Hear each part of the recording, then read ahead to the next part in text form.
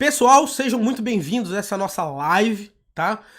Nessa nossa live, ela vai ser parte de 2 aulas, legal?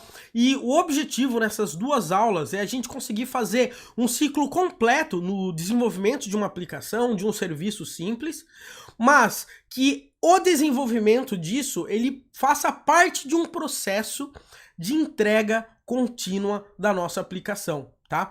Hoje em dia, o que a gente precisa fazer no final das contas? A gente precisa criar um processo muito rápido, simples, estável, para que você e toda a sua equipe consiga fazer o deploy rápido na aplicação. Uma coisa que acontece direto, já aconteceu comigo, às vezes ainda acontece, tá? Caso de Ferreira Espeto de Pau, que fazer o deploy de algumas aplicações é algo extremamente difícil.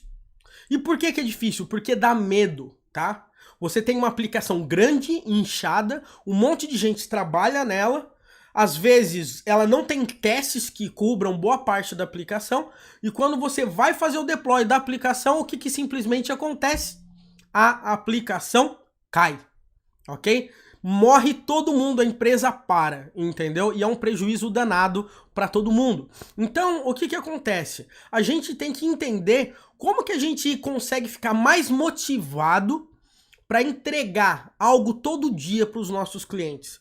Porque eu sei, é aquela história, se existe algo que é um pouquinho chato de fazer, você não fica tão motivado para fazer o tempo todo. E a parte de deploy é exatamente isso. E principalmente para você que vai trabalhar com microserviços, incluindo, tá, pessoal? Nas próximas semanas aí, cara, eu tô lançando 3 vídeos animais sobre a área de microserviços, entrega contínua. Eu criei um roadmap muito top de tudo que você precisa saber, o passo a passo, para você conseguir se tornar um desenvolvedor full cycle e não um desenvolvedor full stack. Beleza? Então, o que acontece? O nosso objetivo aqui nessas 2 aulas é, praticamente, pegar uma aplicação simples, subir ela na nuvem, ok? Utilizando os processos de CI, CD, utilizando Docker e Kubernetes. Legal?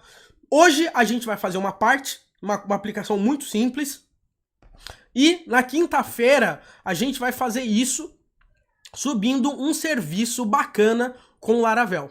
A gente vai pegar um microserviço em Laravel e a gente vai publicar e botar isso para rodar e fazer uns testes desse camarada aí, ao vivo aí, para todo mundo ficar feliz. Maravilha? Então, bora lá, galera. Seguinte. O que eu vou fazer agora aqui? Eu vou começar do zero aqui com vocês, tá? Para não ter dúvida, o meu objetivo aqui não é ficar desenvolvendo a aplicação, eu vou desenvolver algo rapidinho só para eu não ficar copiando e colando muito. Eu tenho a impressão que se fosse para eu ficar copiando e colando o tempo inteiro, era melhor eu só ter gravado um screencast. Mas eu quero essa aproximação aqui com vocês, então a gente vai batendo um papo, eu vou programando e a gente vai fazendo todo o processo. Fechou? Então maravilha, galera. Seguinte. Eu vou aqui compartilhar minha tela, acredito que já tá todo mundo vendo. E olha só, eu tô criando um repositório aqui no GitHub, que ele vai ser chamado de My Age. Ou seja, eu quero calcular qual que é a minha idade, ok? Baseado na data de nascimento. O meu sistema ele vai fazer um eco. Sua idade é tal. Simples isso. Esse vai ser o meu programa. Nesse caso, eu vou fazer o programa em PHP, ok? Ultimamente eu tenho usado muito Python, e etc. Hoje aqui eu vou fazer em PHP, tanto que porque na quinta-feira a gente vai subir com Laravel, então é interessante, vamos tentar manter a mesma linguagem de programação, beleza? Então vamos lá.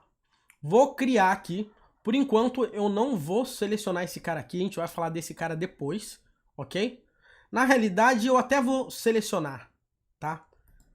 Depois eu vou explicar para vocês como é que isso aqui funciona. Eu estou criando o repositório agora aqui, tá? E o repositório eu deixei público aqui para vocês, tá? Inclusive eu vou colocar aqui no chat, se vocês quiserem ir acompanhando em tempo real. Beleza? Então esse aí é um primeiro ponto aí para vocês. Ok? Então o que acontece? Eu estou aqui com o meu Visual Studio Code.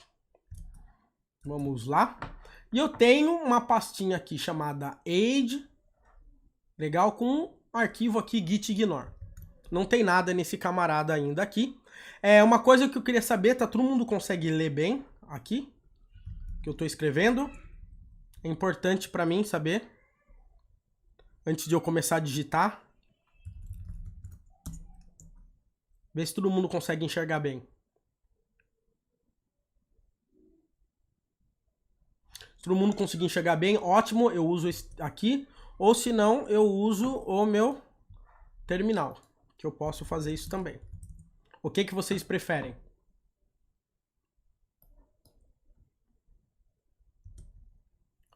Aqui ou terminal? Vocês que mandam, povo. Deixa eu aumentar o zoom aqui.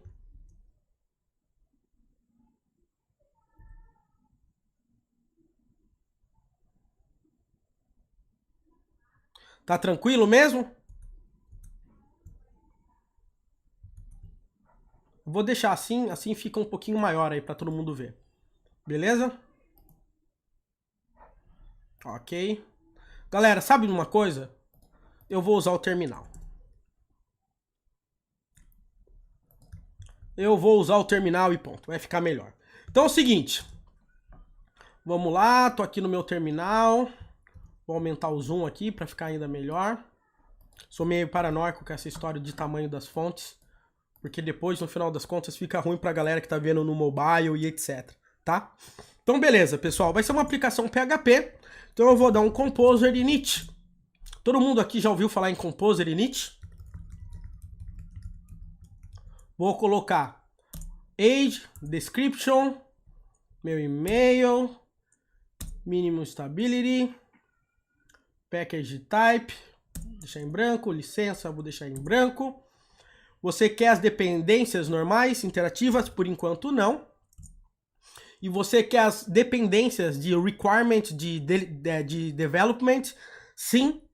Eu vou colocar aqui sim. E eu vou colocar o PHP Unit. É o único cara que eu preciso agora aqui.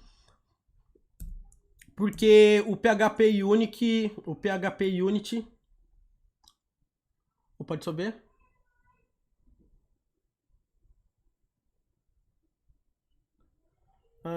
PHP Unit barra PHP Unit. Vamos ver aqui. Por que ele não tá indo?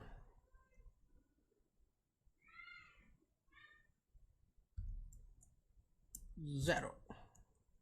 Aqui. Beleza. Tô instalando aqui. Ele vai gerar o meu Composer. Beleza? Deixa eu só ver aqui se tá tudo em ordem com a galera.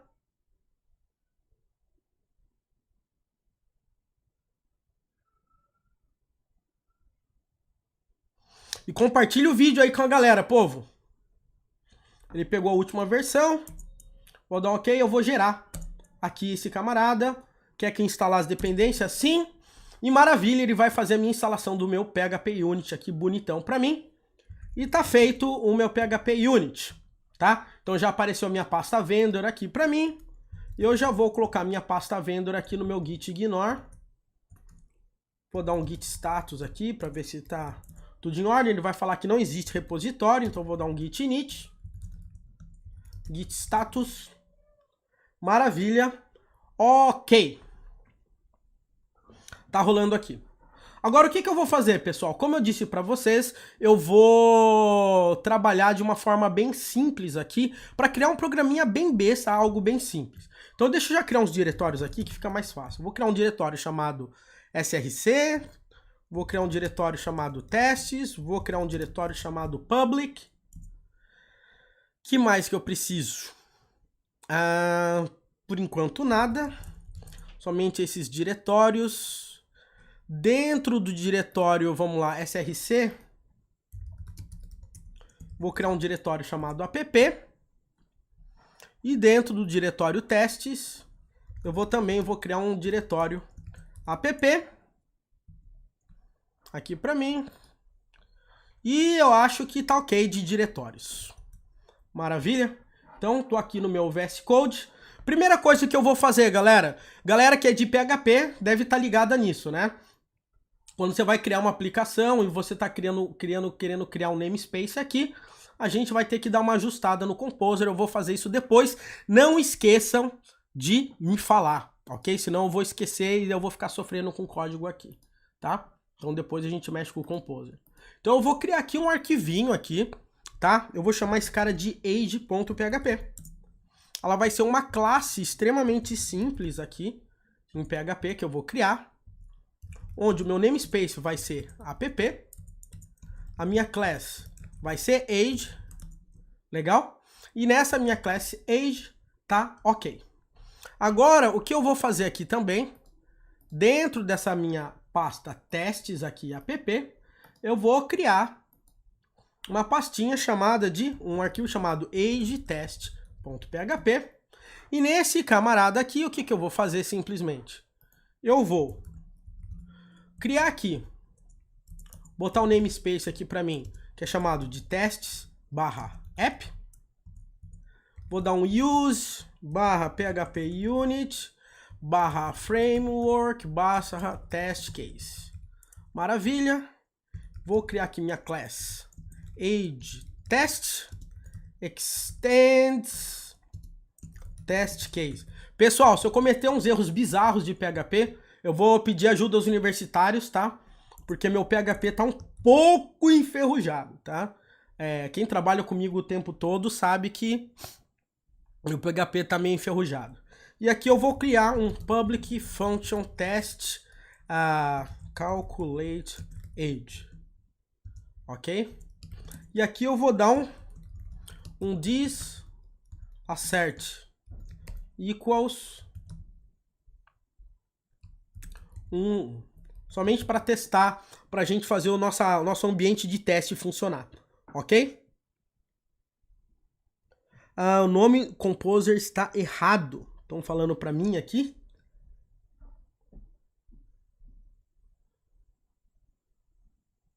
Bom, eu não estou vendo o erro, daqui a pouco eu vejo. Repito, o nome do Composer está errado.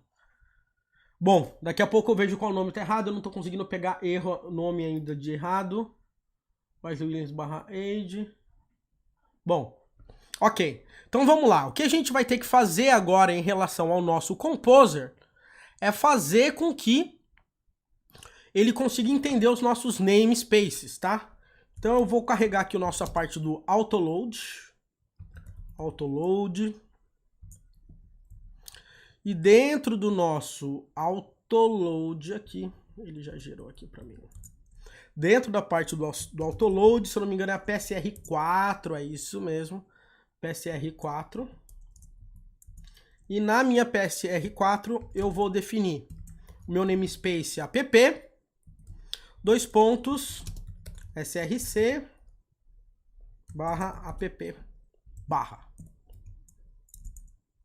E a mesma coisa com os testes. Testes/testes. Se alguém vê um erro aí, por favor, me falem. Eu vou tentar rodar um dump autoload agora aqui. Composer, dump, autoload. Beleza. Eu acho que rolou, acho que tá rolando certinho.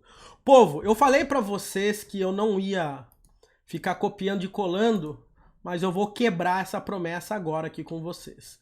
Porque tem um arquivo que eu me recuso a digitar. E vocês vão entender qual arquivo que vai ser na realidade, tá? E o arquivo dessa vez que eu vou me recusar é um camarada chamado de phpunit.xml. Eu vou pegar uma colinha aqui que eu tenho do meu phpunit.xml porque ninguém merece, né? Esse camarada aqui. Sufixo.testes vendor autoload aqui para mim. Eu acho que esse cara deve funcionar. Beleza?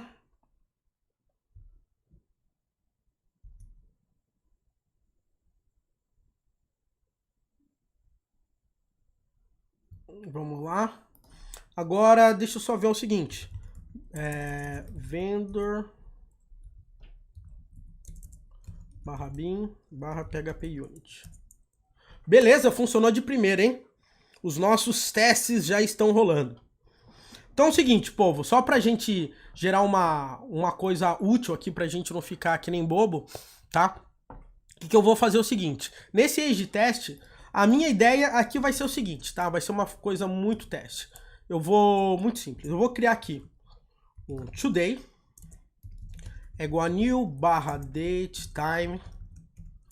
Vou falar aqui também, que é DOB, date of birth, não sei se vocês estão acostumados.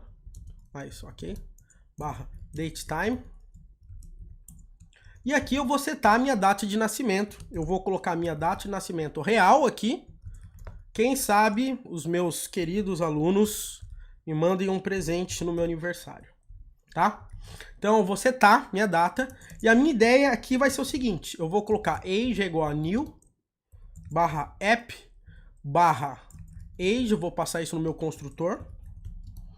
E vou passar o today, ok? E eu vou fazer o seguinte. Aqui, simplesmente, o que eu vou fazer vai ser, eu vou falar aqui, age barra calculate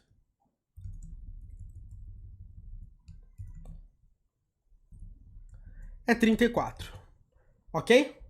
Então, essa aqui vai ser meu teste aqui. Eu vou rodar esse meu teste, ele vai dar erro, vai falando que não tem o método calculate. Ótimo, povo, tá aqui feito o que eu preciso fazer para passar. Agora o que a gente vai fazer simplesmente é codar aqui uma coisinha bem simples, né? Então vamos lá. Private date of birth. Private current year. Public function construct. E aqui eu vou colocar date of birth. Aqui eu vou colocar current year. E depois o meu famoso this date of birth é igual a date of birth. And then this current year é igual a current year. Maravilha, feito isso. E agora eu simplesmente vou fazer a minha função calcular isso aqui. Então eu vou criar um método public function calculate. Nesse calculate eu simplesmente vou fazer o seguinte. Return this current year diff this date of birth. Eu tenho que formatar? Tenho. Format.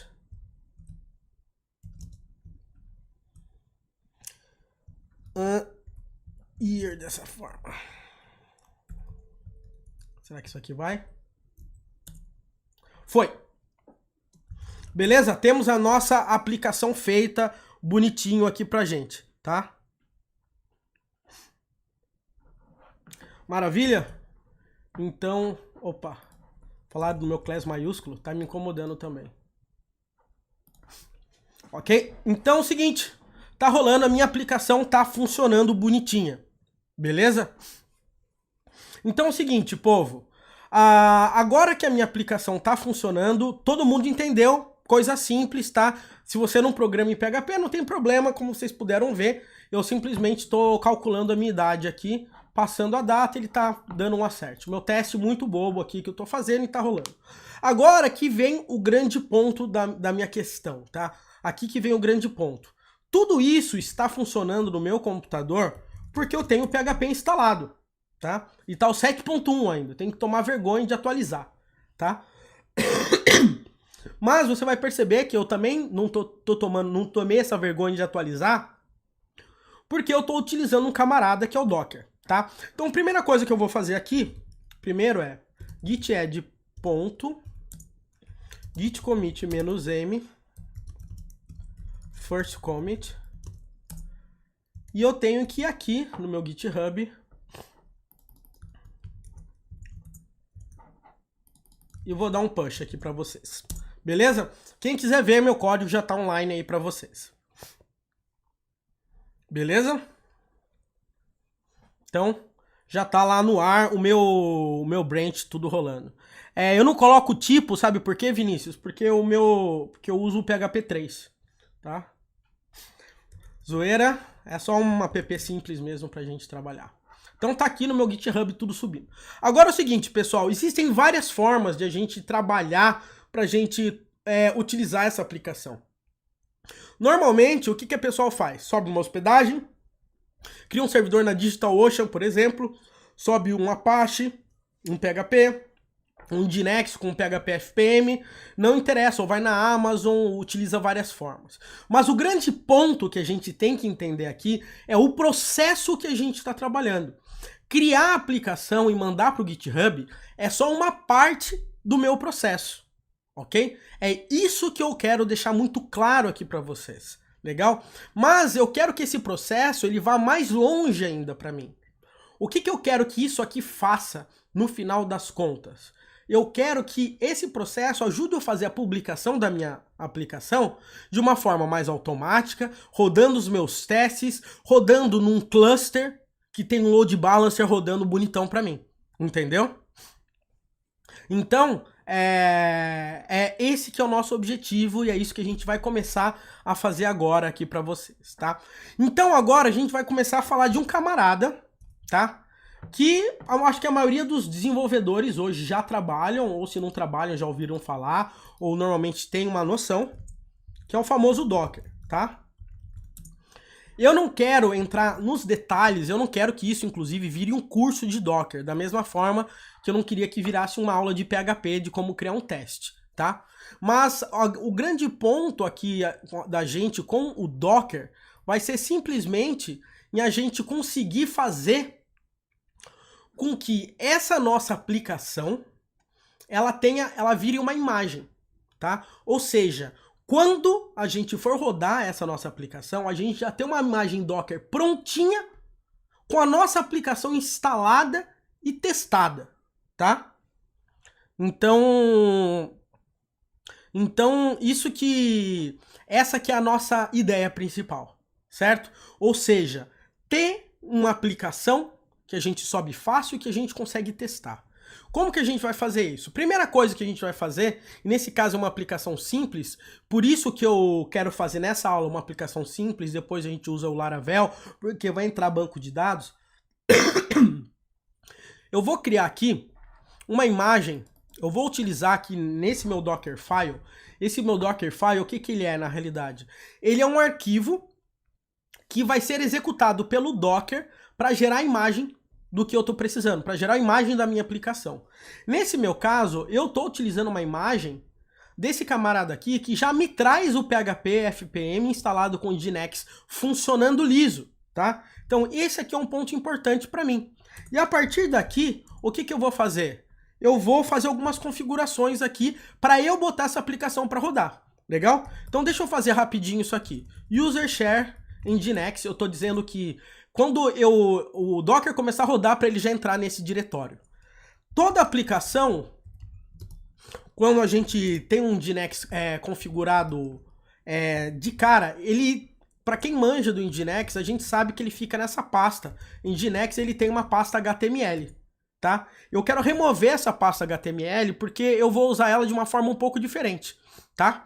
Por quê? O que eu vou fazer?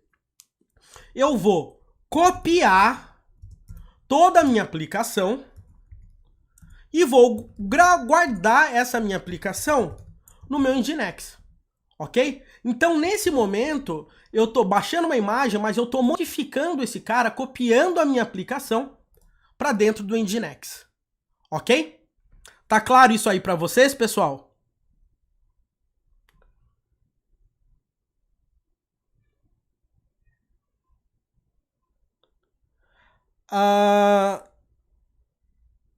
Caras, pra mim, cara, eu tenho 1 GB de internet, de upload e download, tá?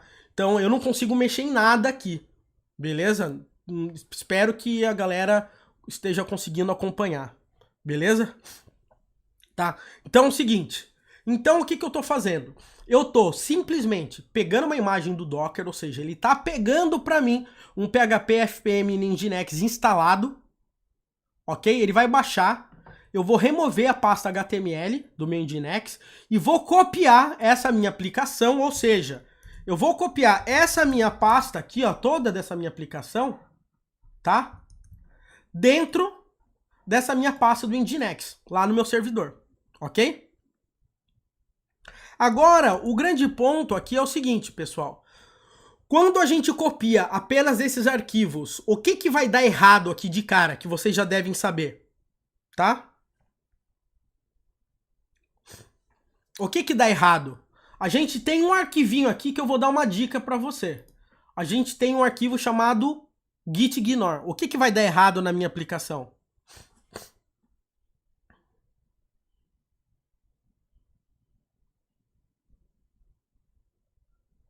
Alguém tem ideia? Bom, deixa eu falar. O que vai dar errado é que eu não estou copiando, né, a minha pasta vendor. Esse que é o grande ponto da minha história, porque ele está ignorado dentro do meu repositório. Então, vai dar erro a minha aplicação, tá? Então, eu vou precisar aqui no meu Docker dar um Composer install. Mas para eu dar um Composer install, eu vou precisar baixar o Composer, tá? Então, eu vou rodar aqui um comando, que é, deixa eu pegar aqui, get composer.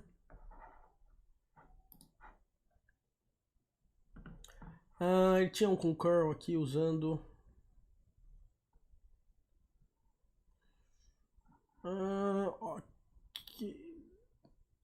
org/installer php. Installer php, beleza.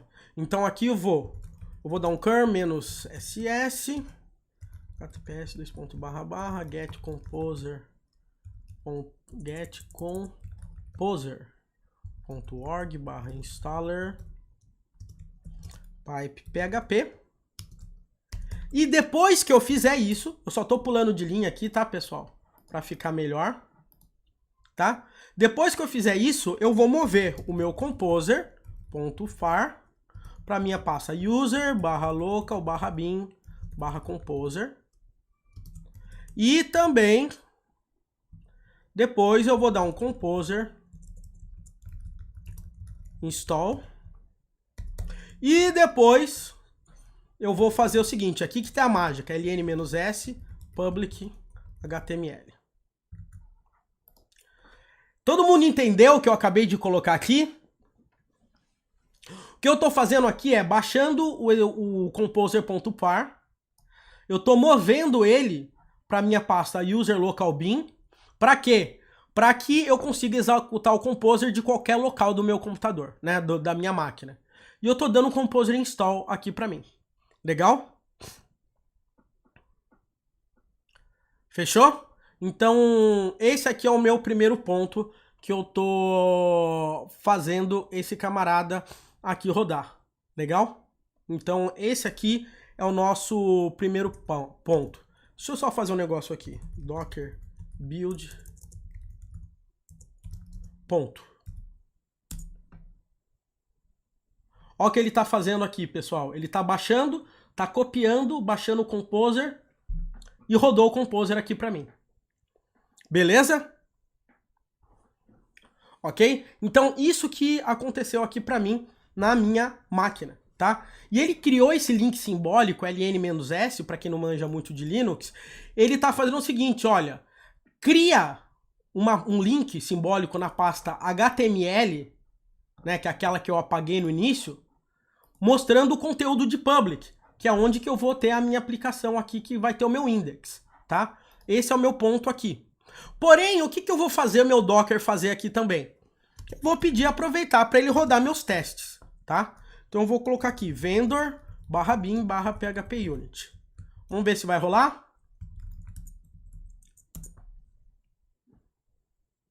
Vamos lá, download. E rodou meus testes. Maravilha? ln é o comando do Linux, tá? Ele cria um link simbólico, ou seja, ele cria tipo de um atalho, que quando acessarem a pasta public, quando acessarem a pasta HTML, no final das contas eles estão acessando a pasta public, ok? Essa aqui é a minha ideia. E somente para não ficar vazio esse arquivo, eu vou colocar aqui um index.php, eu vou colocar um hello, depois eu vou apresentar a minha idade aqui. A gente vai fazer isso depois. Legal? Então o meu Dockerfile é isso, tá, pessoal? Se vocês perceberem aqui, eu não tô nem rodando o meu repositório do Docker, tá? Eu simplesmente tô dando um build para ver se esse meu Dockerfile tá funcionando. Todo mundo tá me acompanhando? Tá? Assim eu não preciso mudar nada no meu Nginx. É isso mesmo, Ismael. Não precisei mudar nada. Eu só rodei aqui e eu tenho meu ambiente funcionando perfeito aqui na minha imagem. E essa minha imagem está na minha máquina. Só isso que eu queria fazer. Agora, povo, é o seguinte. O que eu quero fazer agora? Eu quero fazer algo um pouco diferente. Eu quero iniciar o meu fluxo, certo? De integração contínua. O que é um fluxo de integração contínua? O fluxo, ele funciona da seguinte forma, e depende de aplicação para aplicação. Legal? Então vamos imaginar o seguinte, essa é uma aplicação simples, ela tem um passo para eu gerar o meu build. Ela tem que rodar meus testes, eu não estou testando ela de nenhuma outra forma, tá? Então o que eu quero fazer? Eu quero fazer que toda vez que eu suba isso no GitHub, ok? Eu consiga validar se os meus testes estão passando. Porque se eles não passarem, o que vai acontecer? Eu não quero dar um merge numa pull request errada. Isso que eu quero começar de cara fazendo com vocês. Beleza? A gente vai utilizar em todas essas aulas o Google Cloud, tá? Eu cansei de, vamos dizer assim, fazer live só de Amazon, tá? Então eu vou fazer com o Google Cloud agora e eu pretendo mais pra frente fazer até umas aulas usando o Kubernetes da DigitalOcean, que eu testei ontem, pra falar a verdade, e me agradou bastante. Legal? Então, qual que é a minha ideia aqui? É conseguir fazer um processo de integração contínua. Toda vez que eu subo algo, ele roda todos os passos que eu mandar. Nesse meu caso, só tem meu passo do PHP Unit, mas poderia ter o passo de documentação, passo de qualidade de código, poderia ter passo de testes, poderia ter passos de outros tipos de testes de integração e etc. Não interessa. Eu estou simplificando aqui a nossa história de integração contínua, porque senão daqui a pouco vão falar que o Wesley disse que integração contínua é sinônimo de rodar o PHP Unit, tá? E eu não quero dizer isso aqui. A nossa ideia da integração contínua é, ele junta tudo que tá vindo dos repositórios e consegue testar esse processo até gerar um build falando, tá tudo ok até agora, ok? Então essa que é a nossa ideia principal aqui, tá? Então a gente vai trabalhar com um camarada que ele é chamado de Google Cloud Platform, tá? O Google, ele tem, é como se fosse uma Amazon da Google, e ele tem diversos serviços, tá? Eles têm um monte de serviços. Um desses serviços é chamado de Google Cloud Build, tá? Esse Cloud Build, ele vai fazer exatamente o que eu fiz agora na mão. Ele vai pegar a minha imagem do Docker, vai baixar, ok? E vai instalar meu Composer, vai mover meu Composer, e vai rodar meu PHP Unit e falar se esse build passou, ok? Essa que é a ideia inicial agora que esse Google Cloud Build ele vai fazer. O Google Cloud Build, ele tem uma integração com o GitHub, legal? E isso aí é interessante pra gente porque a gente consegue fazer algo bem legal, tá? E eu quero mostrar isso pra vocês aqui. Vamos lá aqui. Vai ser o seguinte. Na minha parte de settings, deixa eu ver se é aqui mesmo, tem a parte de integrations and services. Ele tem aqui, ó, o Google Cloud Build. E tem uma parte aqui que eu consigo fazer uma configuração. Deixa eu ver como é que tá aqui. Deixa eu rodar meu password aqui do meu GitHub.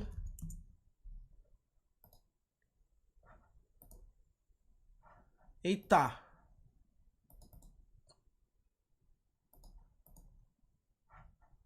Jesus, o que aconteceu com o meu password do meu GitHub?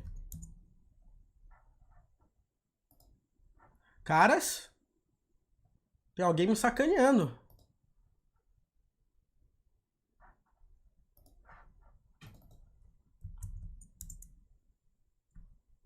Opa! Oh. Beleza. Então, ó, série de vídeo AIDS. Tá aqui. Maravilha. Então ele tá com permissão aqui do Cloud Build, ele tem essa permissão. Agora, olha só que interessante agora aqui que eu vou fazer, tá? O que eu vou fazer vai ser o seguinte. Vamos voltar aqui o meu GitHub. No meu profile, meu repositórios, Wesley Williams /age.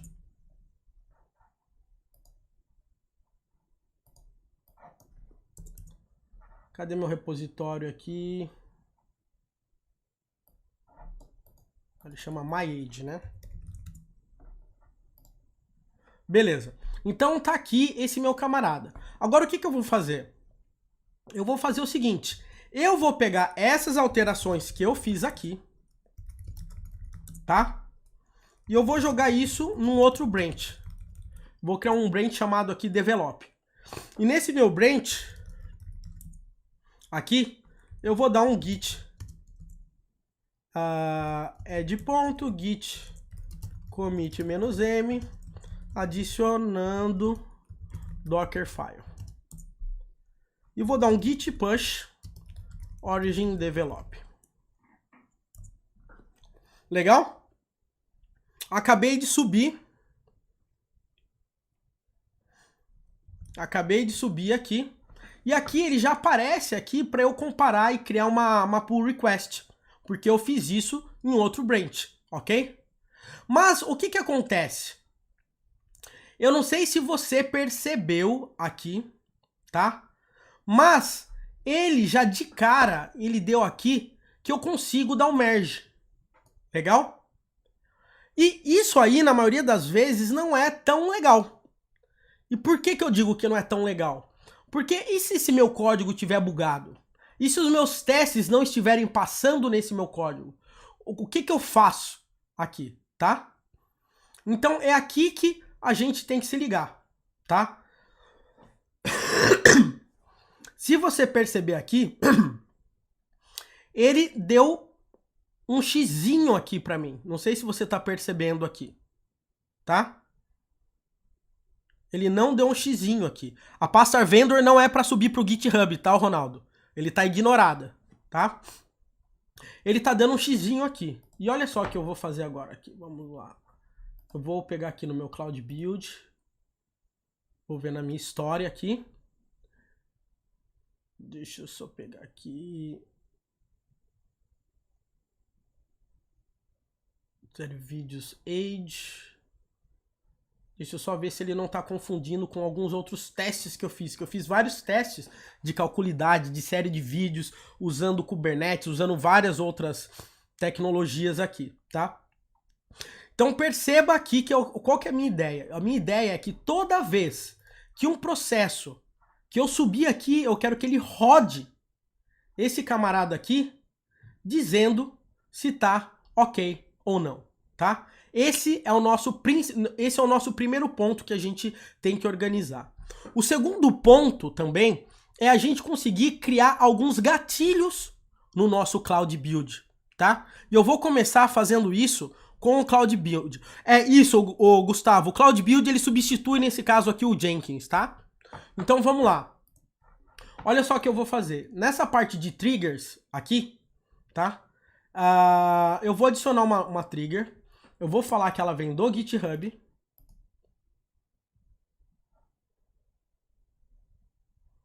Vamos lá, ele vai fazer minha autenticação. E essa minha trigger aqui, eu vou falar o seguinte. Vamos lá. Que toda vez que algo for postado no master, tá? Eu tô falando quando for postado no master, por enquanto, porque a gente vai mudar isso depois, eu vou rodar meu Dockerfile, ok?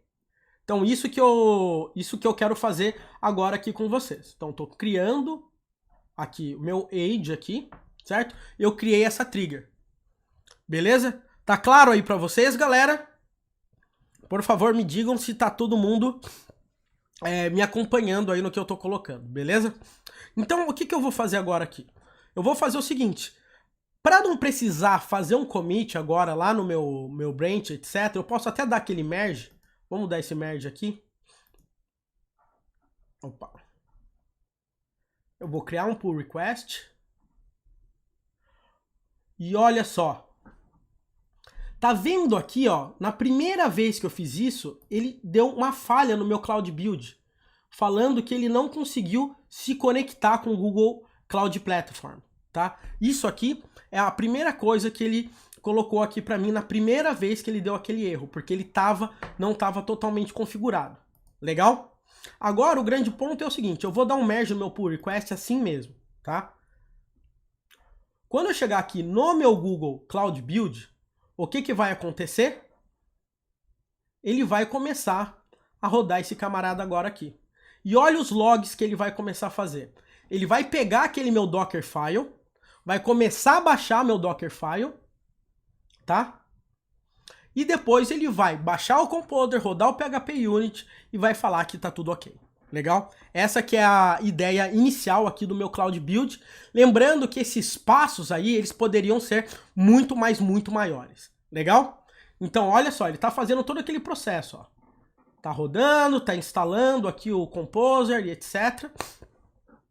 Então a gente acompanha todo esse ponto para a gente garantir que tudo que eu subi na minha aplicação, para garantir que o meu build não falhou. Legal? Então, ó, ele passou aqui os meus testes e ele vai provavelmente agora falar que tá ok com esse meu processo do meu build. Todo mundo me acompanhando, ó, deu verdinho aqui para mim, passou e o meu teste tá em ordem agora aqui. Beleza? Ficou claro aí? Espero que tenha ficado claro essa primeira etapa aqui do que eu tô colocando. Beleza? Agora, olha que interessante o que eu vou fazer ainda, tá? Eu vou chegar aqui no meu master, git checkout master.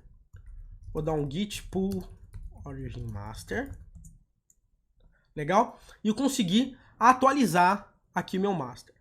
Novamente, eu vou fazer uma atualização, tá? Mas nesse caso, eu vou mudar para o meu branch develop de novo. Git checkout develop. Opa. Git checkout develop. E eu vou aqui mudar meu arquivo hello world.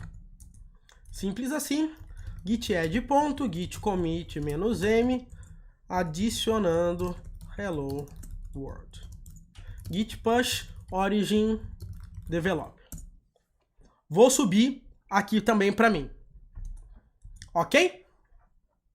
Então a gente sabe que o meu branch master, ele tá diferente agora do meu branch develop. Ok? Principalmente que ele tá diferente pelo fato de eu ter acabado de commitar, fazer um outro commit aqui. Ele já consta aqui esse meu commit. Legal? Agora o que acontece? Eu vou tentar gerar um pull request. Legal? Comparando essa minha alteração aqui. Legal? Daqui a pouco a gente vai chegar nesse ponto no final do nosso curso, tá? Daqui a pouco a gente vai chegar nesse ponto no nosso final de curso. Mas, vamos lá. Agora que eu já tenho isso aqui muito claro aqui com vocês, o que eu posso fazer? Qual que é o meu próximo passo aqui, pessoal? Agora que toda vez que eu subir algo no master, ele vai me falar se passou ou não. Alguém tem alguma ideia do que eu posso fazer? Eu vou fazer algo que vai ser da seguinte forma, tá? Eu vou fazer que toda vez que eu subir algo para o master, ele vai rodar meu Dockerfile, mas também ele vai gerar para mim uma imagem, tá?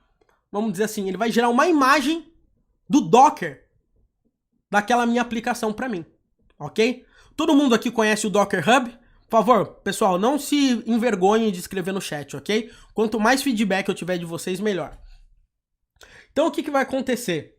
Eu vou gerar uma imagem do meu Docker e vou guardar essa imagem em um container, num registro de imagens Docker, certo? Tem o Docker Hub, por exemplo, mas o Google Cloud, ele tem um camarada que é chamado de Google Cloud Registry, ok? Ele sabe exatamente, tá, como guardar uma imagem gerada através do Cloud Build. E é isso que a gente vai fazer e vai ficar muito top, legal? Para fazer isso, eu vou criar um arquivinho diferente, tá?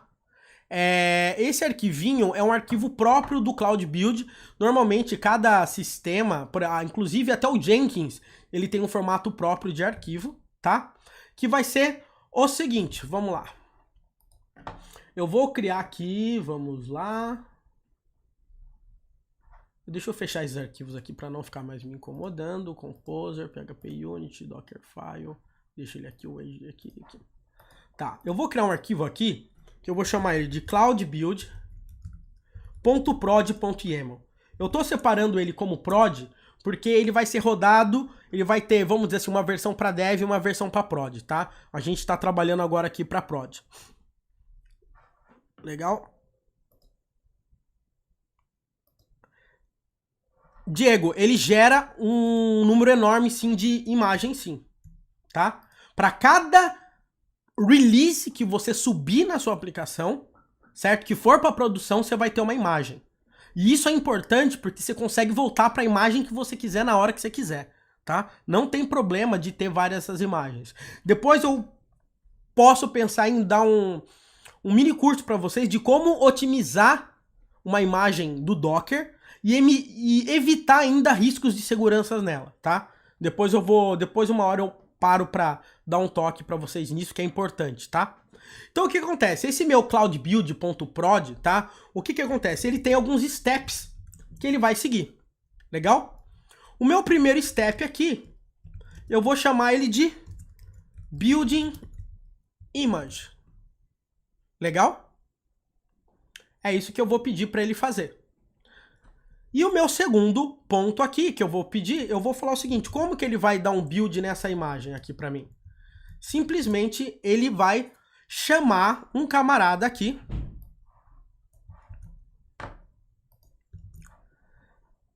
que é do próprio Docker. É um builder que o próprio Google tem para ele conseguir rodar o comando Docker dentro do processo de integração contínua dele. Legal? Esse é um ponto interessante. Agora eu vou colocar quais são os meus argumentos, tá? Quem aqui manja de Docker? Então quando a gente gera uma imagem, um Docker, a gente gera Docker build -t. Aí o que eu vou fazer? Eu vou gerar e eu vou escolher o nome dessa minha imagem. E eu vou colar isso aqui porque eu não vou ficar digitando que eu posso errar. A ideia aqui do nome dessa imagem vai ser, ele vai pegar o registro do Docker, ele vai separar isso pelo nome do meu projeto, que eu tenho lá no meu Google Cloud, porque eu posso ter vários projetos no Google Cloud, e eu posso criar o nome da minha imagem. Eu posso colocar até aqui, My Age, por exemplo.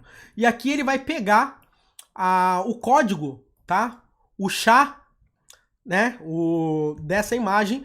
Para cada release, ele gerar uma imagem diferente, certo? E depois, obviamente, eu tenho que rodar aqui um "-f" para falar qual é o meu arquivo. E o nome do meu arquivo, no final das contas, vai ser o meu Docker file na raiz ponto. Legal? Então, esse aqui foi o meu primeiro passo. Sabe qual que é o meu segundo passo? Alguém consegue imaginar qual que é esse meu segundo passo?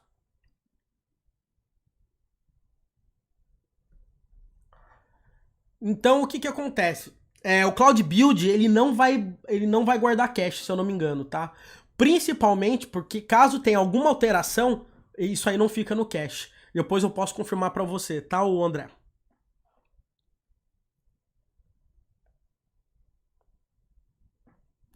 Então, o que acontece? O grande ponto agora aqui vai ser o seguinte. Eu vou criar uma segunda etapa aqui desse meu camarada, que vai ser pushing image. O que eu vou fazer? Eu vou pegar a minha imagem que foi gerada com o Docker, tá?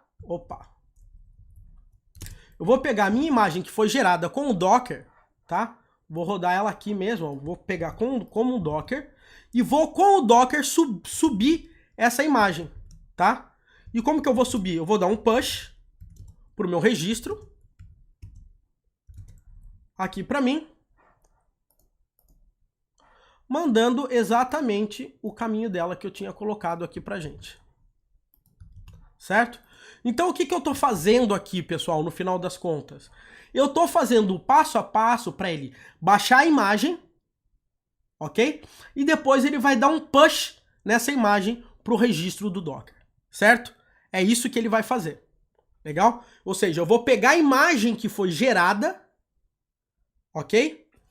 E vou jogar ela dentro de um registro de imagens do Google Cloud. Lembrando que esse push ele poderia ser feito em qualquer outro tipo de cloud, entendeu? Eu posso fazer isso até em cloud privado, meu caso eu queira. Legal? Então esse é o meu primeiro ponto aqui dos meus steps. Qual que é o meu segundo ponto? Eu tenho que fazer a alteração aqui do meu Cloud Build. Quando eu for aqui no meu trigger, eu vou dar... Opa, eu dei um run. Ele vai rodar de novo aqui. Eu vou mudar aqui... Opa. Tô no cara errado aqui. My age. Aqui. Eu vou colocar esse camarada aqui, tá? No cloudbuild.prod.yaml. Legal? Ou seja, opa, perdão. É aqui. Ou seja, todas as vezes que ele subir algo pro master, tá? Ele vai rodar esse Cloud Build ao invés de rodar a minha imagem do Docker. Simples assim. Ah, Leonardo, sinceramente eu não sei como é que o Cloud Build trabalha com cache, tá? Sinceramente eu não sei. cloudbuild.prod.yaml. Vou dar um salvar aqui pra mim. E beleza. Agora, o que eu... Deixa eu até apagar esse camarada aqui.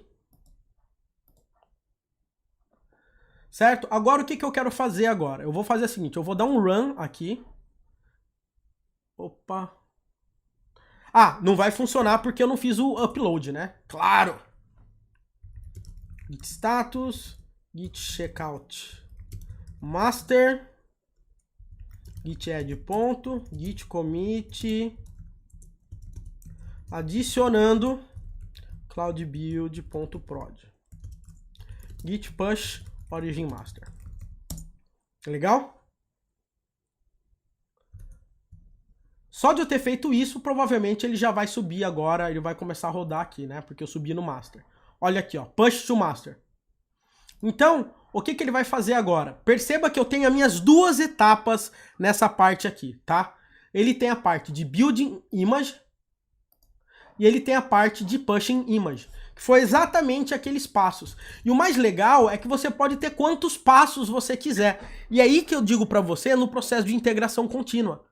Entendeu? Porque eu posso mandar ele rodar meus testes, eu posso mandar ele rodar testes por fora, eu posso pedir para ele testar a performance, eu posso pedir para ele gerar o build, ele pode fazer um monte de coisas aqui para mim, entendeu? Mas o mais interessante de tudo isso é que você controla passo a passo do seu processo. Legal? E olha só que interessante. Ele buildou isso para mim em 33 segundos e subiu isso aqui, essa imagem aqui para mim. Legal? Olha o que eu vou fazer agora, tá? Eu vou aqui, eu tenho o Container Registry aqui do Google. Eu vou aqui na parte das imagens que eu tenho aqui, My Age, e olha só a minha imagem que eu acabei de subir aqui. Legal? Então esse cara aqui é a minha imagem que eu acabei de subir. Isso aí é o mais importante que todo mundo entenda. Legal?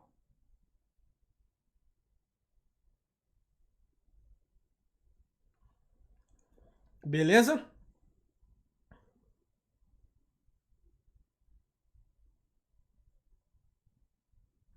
Agora, o que a gente vai fazer, meu povo?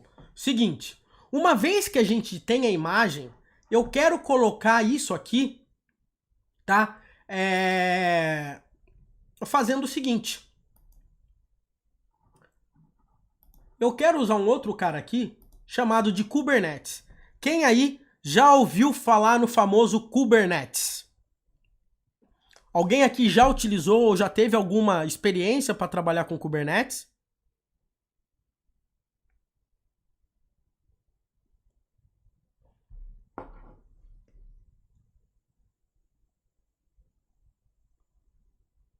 Isso é importante para eu saber.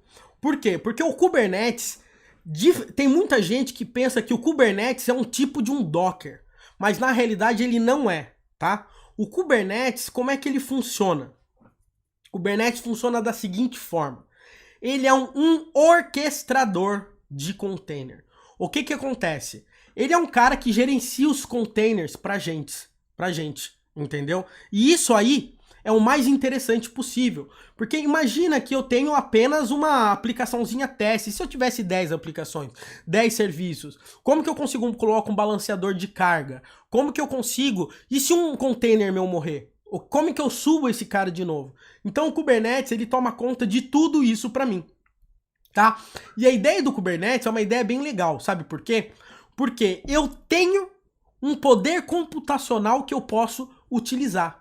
E baseado nele, eu consigo subir os meus containers, tá? E é isso que eu vou fazer agora primeiro aqui para vocês. Eu vou criar um cluster, tá? E depois eu vou, enquanto o cluster vai sendo criado, que ele demora um pouquinho, eu vou explicar para vocês o conceito básico do Kubernetes. Não dá para dar aula de Kubernetes numa hora, entendeu? Ele é mais complexo do que isso, mas eu quero que vocês vejam o processo funcionando. Beleza? Então vamos lá. Eu vou criar um cluster de Kubernetes, tá? E esse cluster aqui, o que eu vou falar para ele?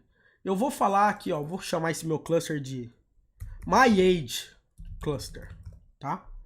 E eu posso falar para ele que esse camarada aqui vai ter 3 nodes, ou 2 nodes. Eu vou colocar com 2 nodes aqui para mim. E é interessante por quê? Porque com 2 nodes eu vou ter 2 vCPU e vou ter o dobro aqui de memória, ok? Isso aqui, tá? É um pool do meu cluster, ou seja, ele pega o Kubernetes e coloca ali 2 máquinas para segurar esse camarada. Se algum momento eu precisar de mais máquina, eu consigo adicionar mais pools ali para mim, ok? Então deixa eu criar esse camarada aqui, depois eu mostro para vocês na prática essas histórias dos pools. Mas a grande sacada aqui é, ele tá criando um cluster para mim e ele tá colocando 2 máquinas embaixo aqui para mim, ok? E ele vai falar quanto de memória que eu tenho logo após ele conseguir criar o cluster. Legal? Mas o que que acontece?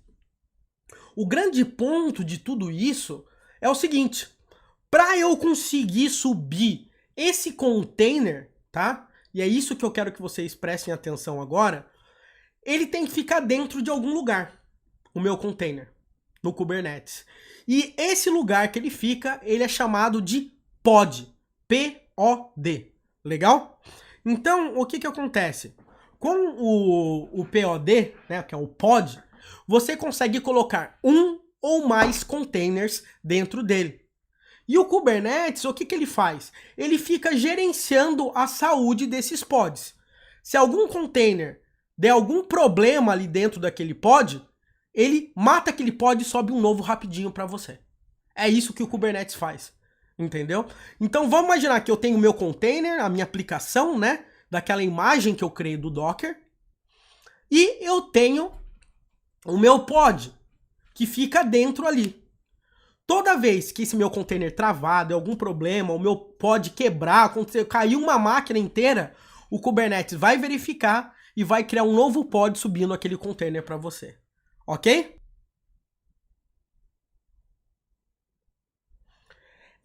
O Diego tá perguntando se a criação do cluster é sempre paga na Amazon DigitalOcean ou somente os droplets. Na DigitalOcean é somente nas droplets, pelo que eu saiba. Na Google Cloud e na Amazon você paga pelo cluster fora as máquinas, tá? Eu não lembro quanto que era, tá? Mas se eu não me engano na DigitalOcean isso aí você só paga pelas máquinas. Mas então o que que acontece? Vamos voltar aqui com a gente, então, com essa nossa história dos pods, tá? Eu vou mostrar isso para vocês agora na prática, para ficar um pouco mais claro para vocês. A gente vai fazer algo que Antes eu não gostava e hoje eu amo, que é trabalhar com infraestrutura de código declarativo. Que nome bizarro é esse? Basicamente, você vai escrever no arquivo YAML, tá? Mais ou menos que nem a gente fez com esse Cloud Build, tá? A gente vai fazer falar para o Kubernetes criar um deployment para gente baseado naquela imagem que a gente trabalhou. Legal? Esse que é o nosso ponto aí pra gente. O Leonardo perguntou se existe alguma diferença entre o EKS da Amazon e o Kubernetes Engine da Google Cloud. Na minha opinião, o Google Cloud está anos-luz na frente da Amazon em relação a Kubernetes, tá? Na minha opinião, o Google Cloud é o melhor para Kubernetes hoje em dia. Ele é o mais simples, é o mais tranquilo, o EKS dá um super trabalho, você tem que configurar CloudFormation, subnets, o caramba 4. Existe um projeto que chama KOps, que não usa o EKS e ele prepara todo o ambiente com Kubernetes na Amazon, tá? É importante você ver. Legal? O Ismael fala, Wesley, como ficaria isso? Você vai abordar isso? Se a aplicação tem vários containers? Não tem problema, Ismael. Para cada container, você pode colocar em diversos pods e esses caras, eles se conversam, tá? Eu vou criar um pod pra gente hoje, tá? Na quinta-feira, quando a gente fizer o deploy do Laravel, a gente vai subir um pod com container no banco de dados e um pod no container da aplicação, tá? E daí eu vou mostrar como que a gente cria réplicas e etc, tá? Então, seguinte, se vocês perceberem, olha só, eu tenho o meu cluster, eu tenho 2 vezes CPUs aqui e tenho isso de memória para eu gastar.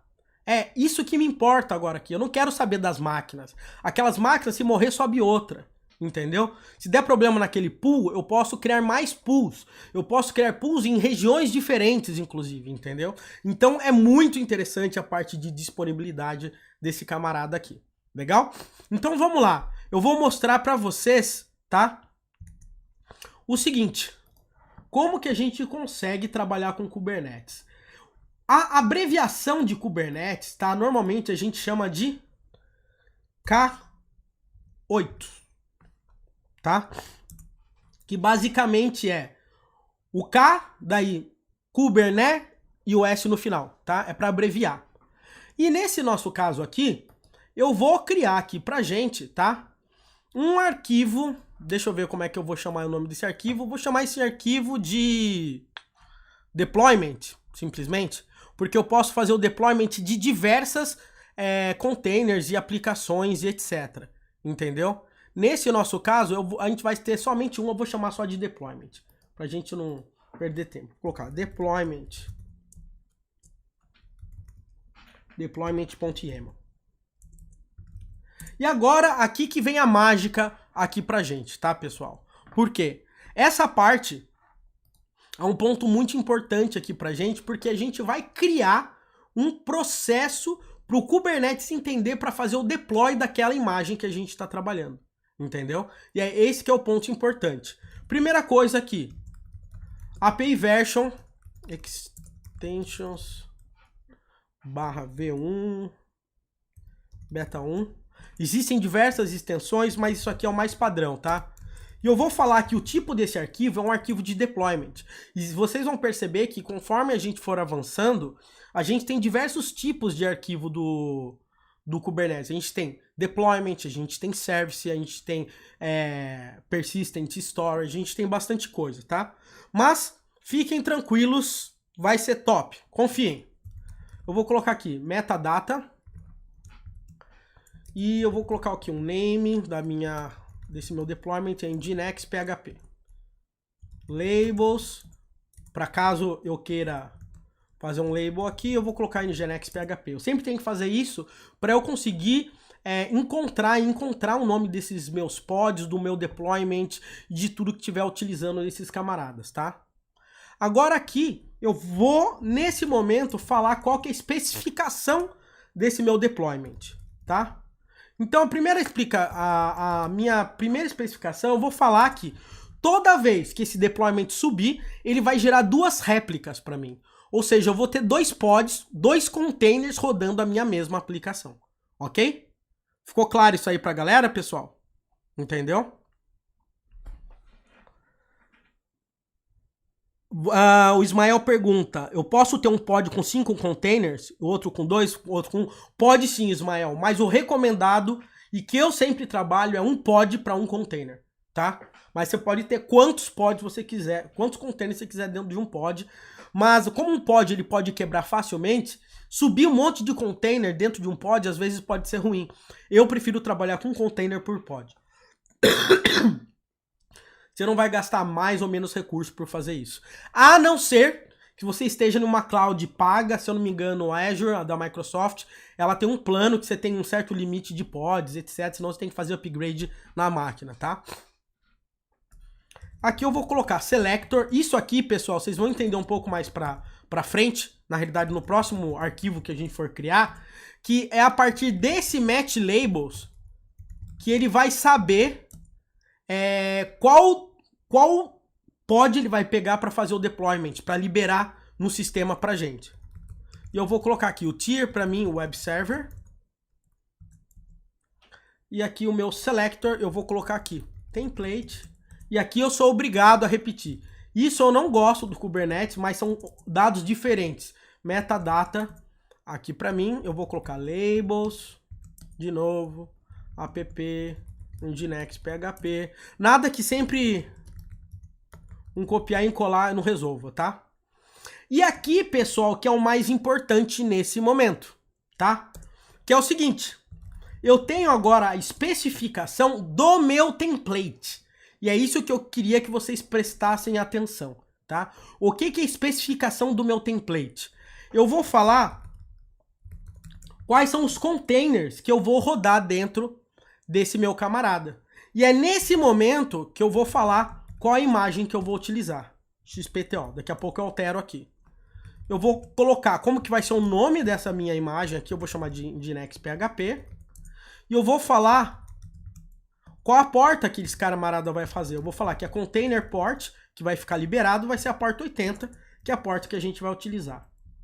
Legal? Pessoal, basicamente é isso. É um arquivo de 20 linhas aqui que a gente tem. Legal? Agora que eu quero mostrar a mágica para vocês. Por quê? Primeira coisa que eu vou fazer vai ser o seguinte. Eu vou nesse meu registro de containers que eu tinha aqui. Eu vou no myAge e vou copiar o nome dessa minha imagem. E eu vou colocar ela aqui, ó. Legal? Então, essa é o caminho da minha imagem do Docker que a minha aplicação gerou lá com o meu processo de integração contínua. Legal?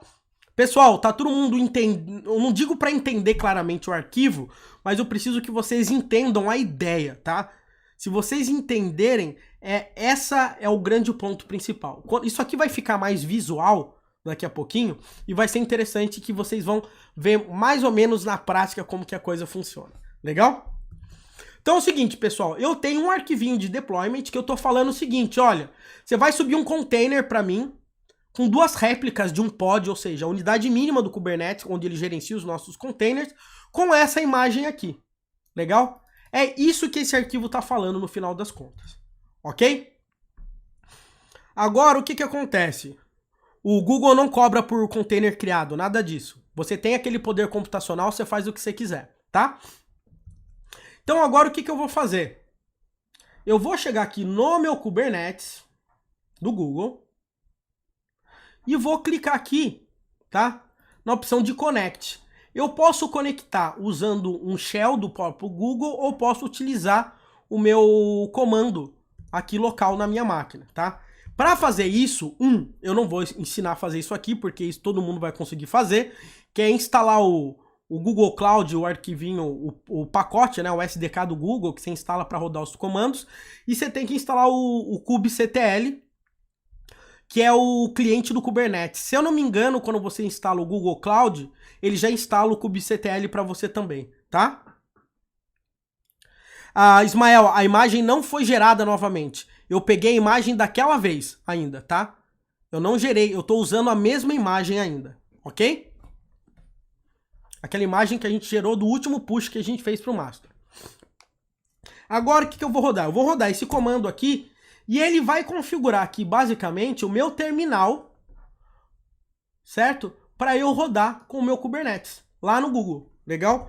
Agora a minha máquina, tá? Se eu rodar aqui o kubectl get nodes aqui para mim, ele não vai pegar nada aqui para mim porque eu não tenho nada rodando. Ele vai pegar os nodes padrão do meu pool, da minha pool, ok? Mas olha só que interessante. Se eu pegar get pods, não vai ter nenhum pod. O node ele vai ter, que são as minhas máquinas dentro desse meu pool. Quanto mais máquinas eu vou tendo, ele vai trazendo os nodes aqui para mim. Legal? Agora, olha só que interessante, pessoal. Vocês vão surtar quando eu falar isso para vocês. Olha isso. Eu vou rodar esse comando, kubectl apply -f e o nome do meu deployment. Apply é o seguinte, ó, aplica -f, que é esse arquivo. Basicamente é isso. -f é de menos file e esse arquivo aqui. Se eu não errei nada na digitação, a gente não vai ter problema. Vamos lá. Prontinho, ó. Deployment Extension criada em Nginx PHP. Agora, galera, olha isso aqui que eu vou mostrar para vocês. Workloads. Ele deve estar fazendo aqui o... Deixa eu dar um refresh aqui.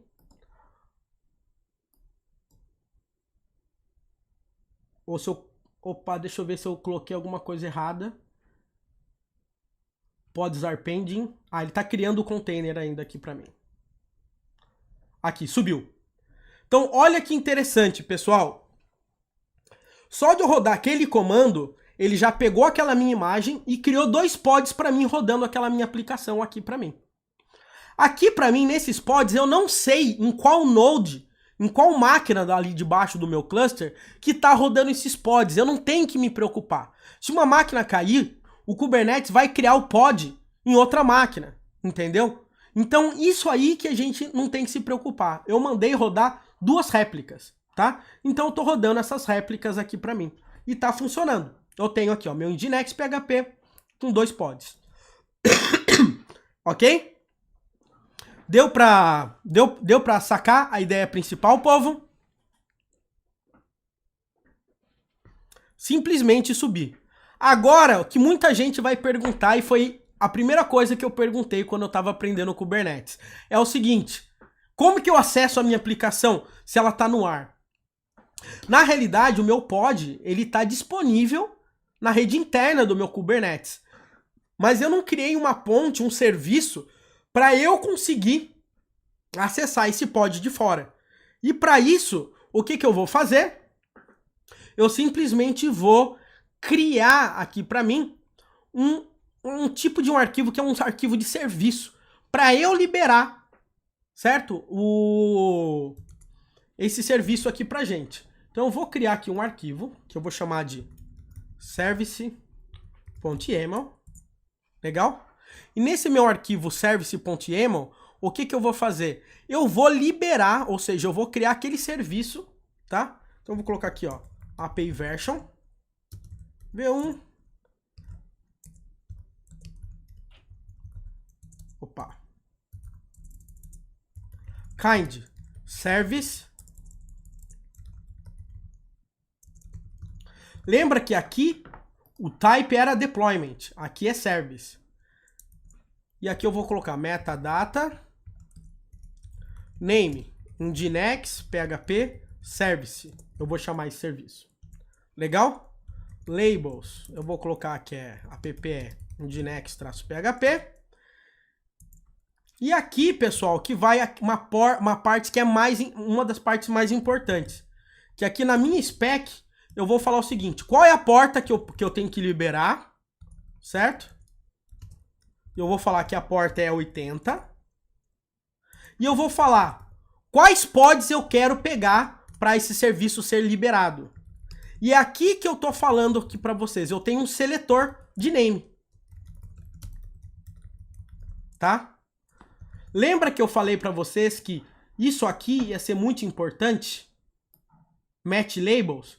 Por quê? Porque agora, quando eu rodar esse service, ele vai saber que ele vai pegar todos os pods que tenham como selector Nginx PHP e o tier web server, tá? Então, isso aí que é o mais importante vocês se ligarem, ok? Então, esse aqui faz a diferença. E por fim, eu vou falar que é um type, é um load balancer. Ou seja, automaticamente o Kubernetes vai gerar um load balancer para mim, gerando um endpoint apontando para esses meus pods. Vamos ver isso aí rolar? Então eu vou rodar aqui, vou dar um service, e ele deu aqui, service created. Legal?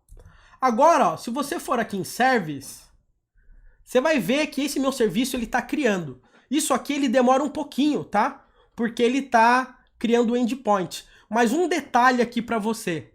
Tá vendo o pods 2 de 2? É que, baseado nesse selector que eu fiz, ele encontrou 2 pods para liberar esse serviço. Ok? Fechou? Então, essa aí é a grande sacada aí para você conseguir trabalhar com serviços. Legal? Pessoal, coloquem as suas dúvidas aí, tá? Enquanto eu tô falando sobre isso, porque daqui a pouquinho eu já vou mostrar a nossa aplicação rolar e a gente vai gerar mais uma imagem da nossa aplicação. E depois que a gente gerar essa imagem, a gente vai fazer o deploy novamente e a gente termina por hoje. Porque depois, na quinta, a gente vai subir o Kubernetes com o Laravel, rodando banco de dados, instalando MySQL, criando senha segura, rodando os testes, o Artisan Generate Key, etc, etc. Ok? Então isso aí é super importante para mim ter esse feedback, inclusive para vocês que pensarem em participar na quinta-feira, você não cair muito boiando, beleza? Então é importante aí. Uma pergunta, quem tá boiando aí, levanta a mão, só para eu ter uma ideia.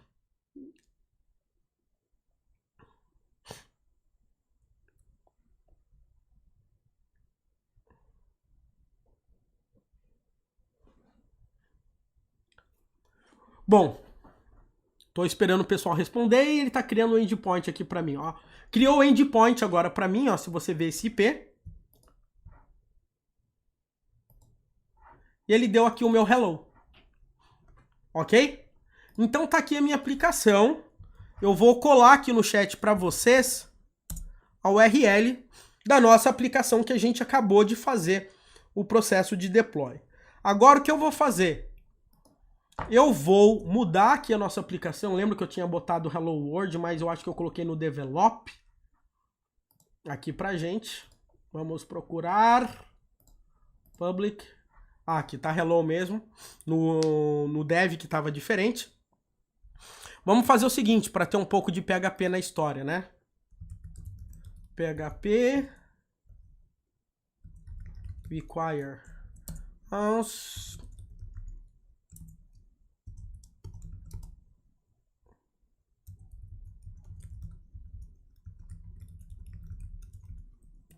aqui date é igual a new. Quem gosta de código espaguete?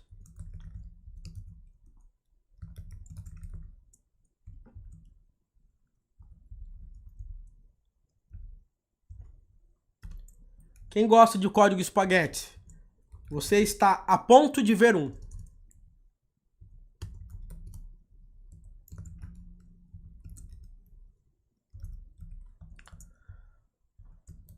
Age é igual a new.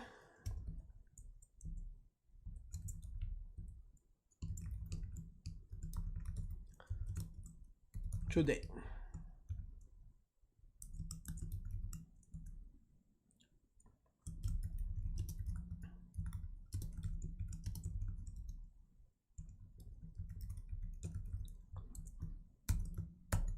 Ok?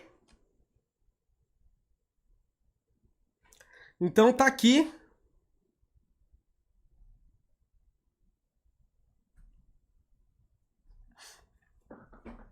Beleza, tenho aqui.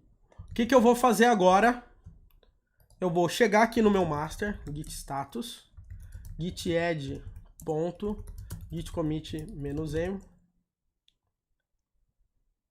exibindo minha idade. Git push origin master. Ok?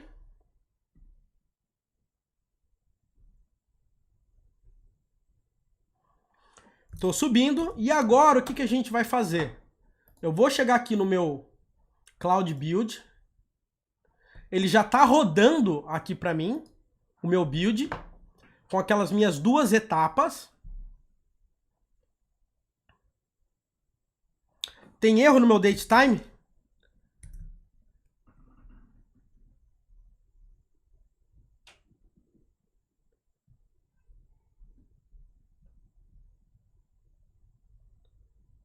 Ixi, tem um erro. E esse é o problema de não testar o código, né? Se o nosso PHP Unit estivesse rodando um teste aqui, a gente não ia ter esse problema. Aí que tá o negócio, né? A gente testou só a classe. Galera, pra vocês aprenderem a testar tudo na aplicação de vocês. Vamos ver isso aí dar erro, então. Beleza? Rodando a nossa aplicação. Eu vou fazer uma coisa aqui, eu vou arriscar fazer uma coisa aqui, só fazer um negócio. PHP public index.php. Ele vai dar esse erro. Não tem problema. Ele gerou a imagem com erro mesmo, porque o nosso teste não pegou. Eu vou chegar aqui na minha imagem, vou aqui no MyAge, eu tenho essa nova imagem aqui para mim, ok? Vou copiar essa imagem, vou chegar aqui no meu deployment e vou alterar o nome aqui para mim, o nome da minha imagem. E depois eu simplesmente vou dar um Kubernetes deployment. Olha só a velocidade, galera. Rodei aqui. Se eu for aqui no meu Kubernetes, agora aqui, ó, os meus pods estão de pé. E perceba agora, ó, que ele está com 4 pods. Por que 4 pods? Ele está subindo os pods novos e depois que ele subir, ele vai matar os pods antigos. Entendeu? Essa aqui normalmente é a ideia dele, que em tese ele tem que fazer. Certo? Esse que é a grande sacada também que o Kubernetes ele consegue trabalhar. Ele checa a saúde da nossa aplicação, etc, etc. Enquanto isso, o que eu vou fazer também é arrumar o nosso datetime.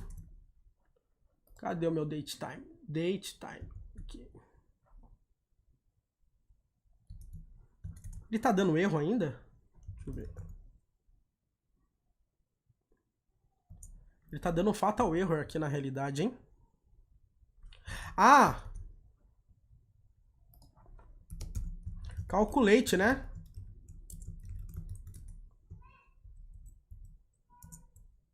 Aqui, minha idade é 34. Git commit -am corrigindo bug de dar vergonha ao vivo. Git push origin master. Beleza? Então tô subindo agora esse meu camarada. Legal. Deixa eu atualizar aqui. Ele já deu meu erro 500. Ou seja, porque aquele meu bug aconteceu. Paciência, esses caras não sabem testar. Pensa que rodar um PHP Unit é testar a aplicação. É isso que acontece. Vamos ver agora aqui. Ele está rodando já esse build novamente aqui que a gente está fazendo.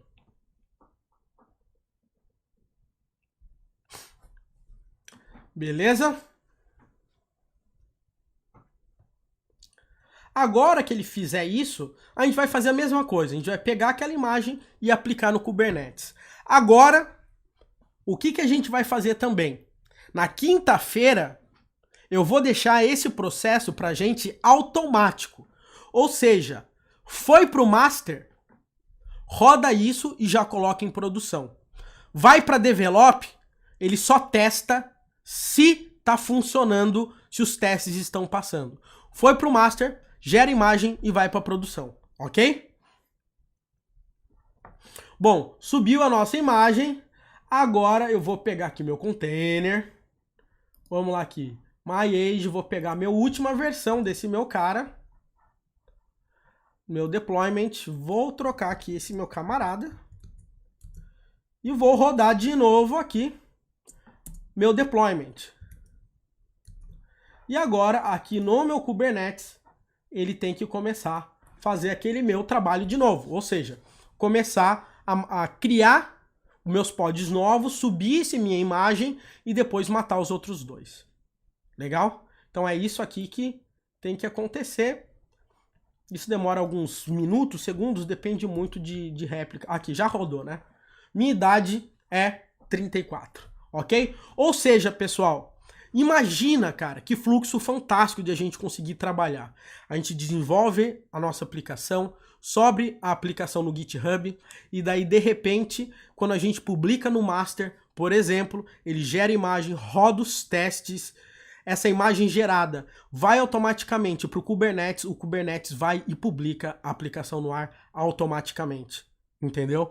Então, esse tipo de coisa, pessoal, tem muita vantagem. Dá uma agilidade tranquila para sua equipe. Por quê? Porque o processo deploy acontece o tempo todo. É muito simples, entendeu? O Kubernetes ele trabalha de uma forma extremamente simples nesse ponto. O Kubernetes dá para fazer coisas muito avançadas, mas esse uso que eu acabei de fazer aqui com vocês, você pode perceber que 2 arquivinhos acabaram fazendo esse ciclo nosso ser complementado, entendeu? Então, isso aí pra gente faz uma diferença, vamos dizer assim, danada. Aqui ele não vai poder dar mais o merge, porque vai dar conflito, né? Porque o meu dev tava com Hello World e aqui não tava antes. Tá? Então, aqui que ele sempre vai dar esse problema, porque o Hello World e o meu master não vai estar igual, porque eu comitei direto no master. De qualquer forma, povo, o que eu queria deixar como mensagem, vamos dizer, para vocês hoje, aqui nessa nossa aula, tá? Que você tem que começar a repensar a forma de como que você está trabalhando no dia a dia. Até que ponto você realmente está sendo produtivo ou não está sendo produtivo, como que você consegue melhorar todos esses processos, tá? Utilizando esses tipos de ferramenta. Antigamente, somente empresa muito grande conseguia fazer esses tipos de coisa. E hoje, a gente consegue fazer isso o tempo inteiro.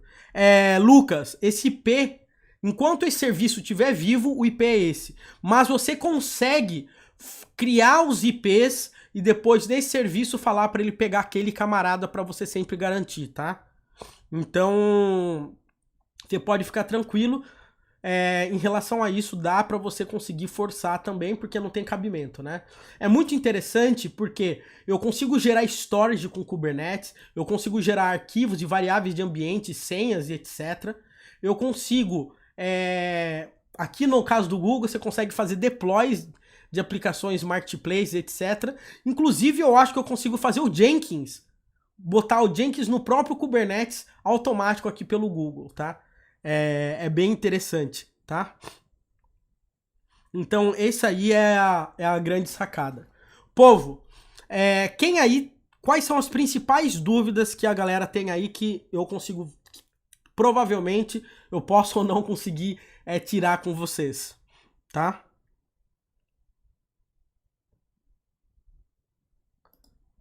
Isso aí é importante porque a gente consegue, vamos dizer assim, dar um andamento mais bacana aqui pro que a gente está fazendo e etc. Porque o que acontece? Simplesmente a gente pegou esses 2 arquivos para conseguir trabalhar. No caso, quando a gente for trabalhar com banco de dados, a gente tem que fazer isso com MySQL, a gente tem a senha do MySQL que a gente tem que armazenar, a gente tem que pedir o disco e um espaço em disco para os dados ficarem gravados de forma persistente, entendeu? Olha só que interessante, eu consigo chegar agora aqui no meu deployment e falar que eu quero 10 réplicas dessa máquina aqui minha. E agora eu vou dar um apply. E olha só que interessante, quando eu chegar aqui no workloads, ele está aqui em 6 máquinas, vamos ver se ele consegue criar 10, porque eu não tenho muito poder computacional. Vamos ver o que ele dá de mensagem aqui. Ó, eu não tenho a mínimo de availability, tá vendo? Ele tá falando aqui, ó.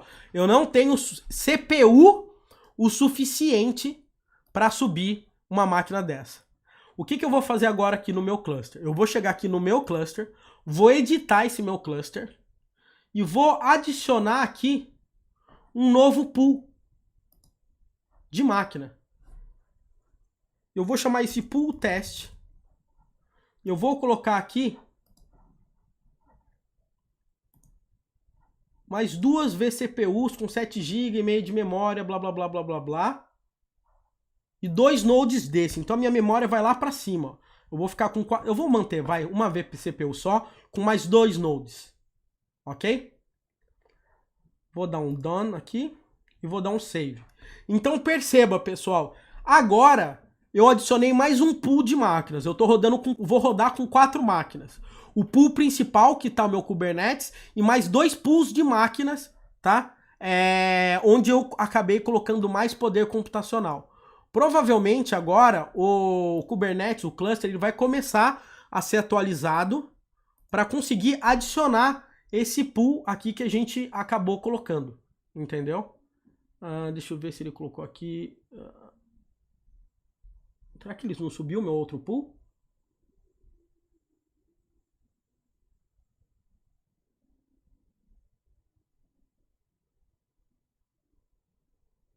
Deixa eu só ver se o meu outro pool subiu ou se eu comi bola na hora de subir. De qualquer forma, eu vou botar para adicionar mais um aqui. Bora. Ah, não. Default pool aqui. Já tá aqui com 2 mesmo. Agora tem que aguardar esse camarada. Quando esse camarada conseguir fazer o upgrade, a gente vai ver isso aqui, 4 vCPUs e 15 GB de memória. Isso aí que é o mais interessante, tá? Enquanto essas coisas vão rodando aqui, e a gente vê que a gente não está conseguindo fazer todo o deployment, deixa eu dar uma olhada aqui nas mensagens. Eu já fiz diversos serviços na internet para realizar deploy de aplicação. Um exemplo é o Envoy, criador do Laravel, que normalmente eu utilizo esse serviço ou não. O Envoy ele não faz nada disso na realidade. Ele entra nas suas aplicações, ele mata a versão antiga e sobe uma versão nova. Basicamente isso que ele faz. Mas pelo que eu saiba, ele não trabalha com container, não trabalha com Kubernetes, não faz nada disso, tá?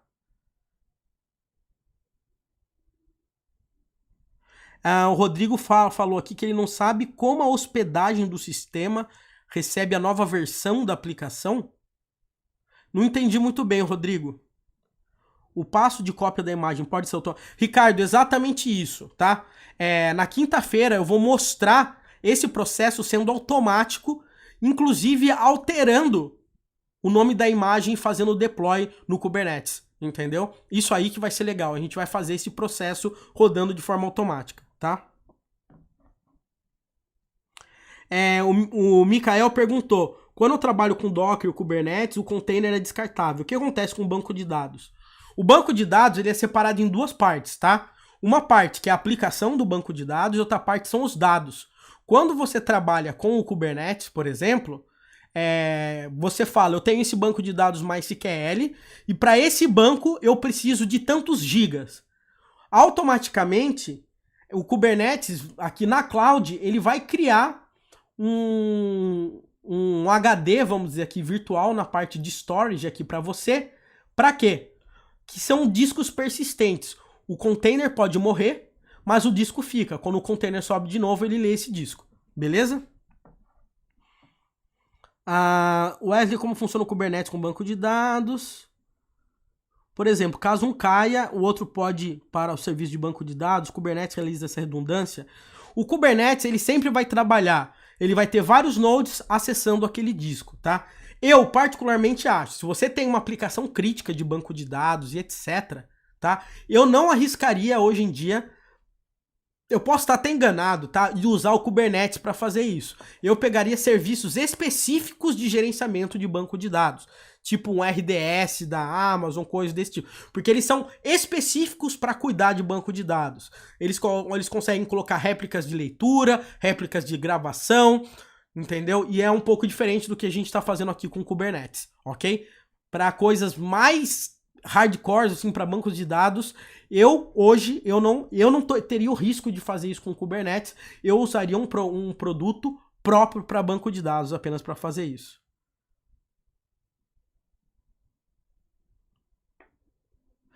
O Diego perguntou, o que eu não entendi do Kubernetes é se ele replica a máquina que nem um droplet ou não. Não, ele não replica a máquina. Lembra que eu falei que a gente tem um pod? Um pod, vamos dizer, é um sistema que fica dentro do Kubernetes, dentro das máquinas que já estão de pé. Quando um container sobe, esse container vai dentro desse pod. E quando a gente troca a versão, o Kubernetes mata o pod e sobe outro. Mas o pod não é uma máquina, entendeu? O pod é apenas, vamos dizer assim, um subsistema que fica dentro do Kubernetes para a gente poder ter acesso aos containers, entendeu? Para os arquivos de upload storage, vale o mesmo para o banco? Mesma coisa. Storage, galera, tudo que é storage, galera, é dado persistente. Se for imagens, assets, sobe numa S3 ou no próprio... o Google tem o esquema de armazenar espaço aqui também. A DigitalOcean também tem o Spaces dele. Ou seja, assets, caras, sempre vai ficar em servidor de assets. A aplicação que vocês têm que ter um mindset ela pode ser destruída e recriada rapidamente toda hora. Os dados persistentes, eles têm que ficar fora da sua aplicação, ok? Então isso aí que é importante aí pra galera se ligar, tá? Sobre o nosso cluster, lembra que a gente adicionou um pool? Apareceu agora aqui, ó. A gente tem 4 máquinas com 4 vCPUs com 15 GB de memória. Se eu vou aqui nos meus workloads, lembra que eu tinha... Agora os meus pods estão de pé. Os meus 10 pods. Por quê? Porque os outros 4 pods que não conseguiam ser criados, eles conseguiram ser criados agora porque eles foram para as outras máquinas do novo pool de cluster. Entendeu?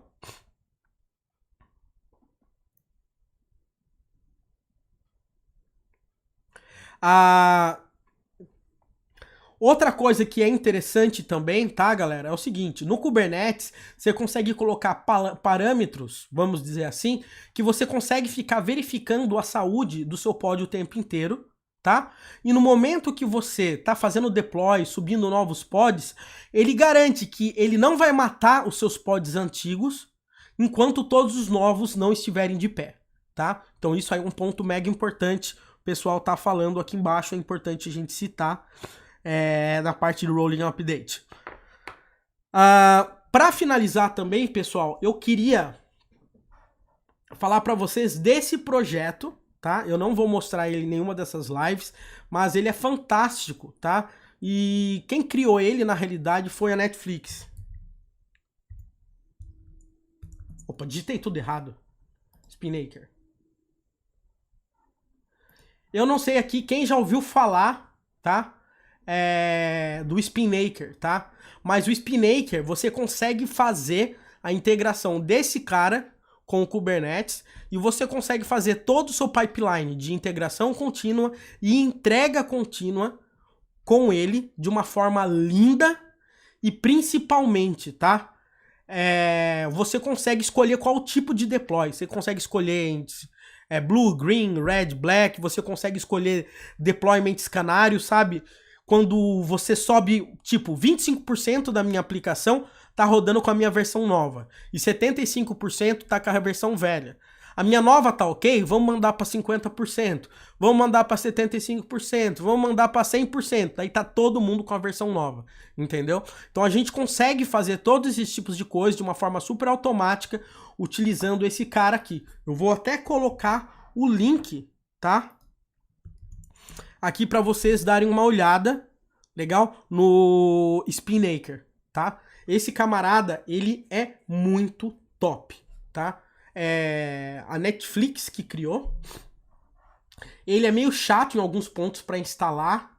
O Google Cloud Platform, você consegue instalar ele out of the box pelo Marketplace, se eu não me engano. Eu já fiz vários testes com ele, funcionou mega bacana. O que eu não fui com ele, o que eu não me aprofundei com ele, foram várias métricas e aqueles crazy monkeys lá, que ele fica matando as máquinas e sumindo e criando as máquinas para ver se tá tudo ok. Beleza? Então, o Spinnaker é totalmente gratuito. É open source, tá? Então esse cara aí vale super a pena. Quem já tem uma certa experiência com Kubernetes, ir para uma próxima etapa usando esse cara, tá? Então essa é uma dica aí que eu dou aí pra galera. Legal? Povo, mais dicas aí Mais dicas não, mais perguntas, questões e etc.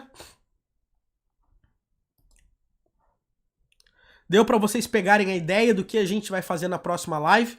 A gente vai deixar esse processo 100% automático quando for para o master. Quando for para o develop, ele só vai aqui no GitHub, na parte das integrações nossas, ele simplesmente vai validar se aquilo ali tá pronto para dar o pull request. Ou seja, toda vez que você subir no develop, ele vai rodar aquele nosso Dockerfile, e toda vez que for no master, aí sim ele vai conseguir gerar aquela imagem automaticamente. Legal? Material iniciante em Kubernetes, eu acho que na School of Net tem um curso introdutório gratuito de Kubernetes. Eu não tenho certeza. Se não tiver, eu posso deixar ele aí, sei lá, por uma semana em aberto, caso alguém não seja assinante da School of Net. Ok?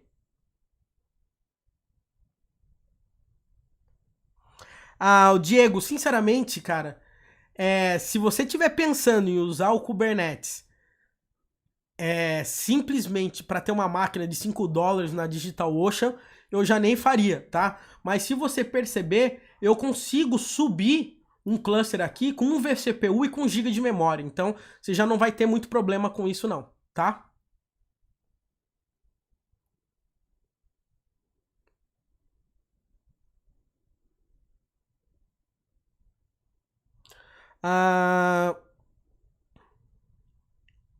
Tô lendo aqui. Uma outra coisa também, pessoal, que eu queria falar aqui com vocês é que vocês puderem, tentem trazer as dúvidas ou até postar nos comentários dessa live depois do que vocês ficaram com dúvida pra gente debater na próxima quinta-feira. Na próxima quinta, a gente vai mexer com config map no Kubernetes para os arquivos env do Laravel, variáveis de ambiente, a gente vai mexer com MySQL, persistência, comunicação entre pods, a gente vai ter um outro Dockerfile, ou a gente vai mudar um pouco esse Dockerfile, então vai ficar bem legal mesmo, tá? E sempre já fazendo um jabá, galera, eu tô gravando, fora essas lives agora, 3 vídeos, de uma série de vídeos, onde eu vou praticamente dar todo o conceito, até um roadmap passo a passo, de tudo que você tem que saber para conseguir trabalhar com serviços, para você conseguir entender de microserviços, como os microserviços são aplicados na prática, como é que funcionam os microserviços com o DevOps, ok? A gente vai falar de trabalho, a gente vai falar de empresas que estão utilizando microserviços, e eu criei um roadmap, como se fosse um tipo de um infográfico, mostrando passo a passo de um fluxo que um desenvolvedor tem que saber até o final, desde o commit inicial até o deploy, tá? Essa série de vídeos que eu tô gravando vai ser 100% gratuita, a gente vai começar a liberar os vídeos, eu tô terminando as gravações, o primeiro vídeo já foi gravado, a gente tá fazendo as edições, a gente tá fazendo um negócio bem legal mesmo, pra vocês conseguirem acompanhar e ter ali, vamos dizer, um mapa, pelo menos de estudo do que você tem que fazer e de que passo a passo que você tem que tomar para se ligar e conseguir trabalhar com microserviços, ser um desenvolvedor aí, além de full stack, ser um desenvolvedor full cycle. Legal?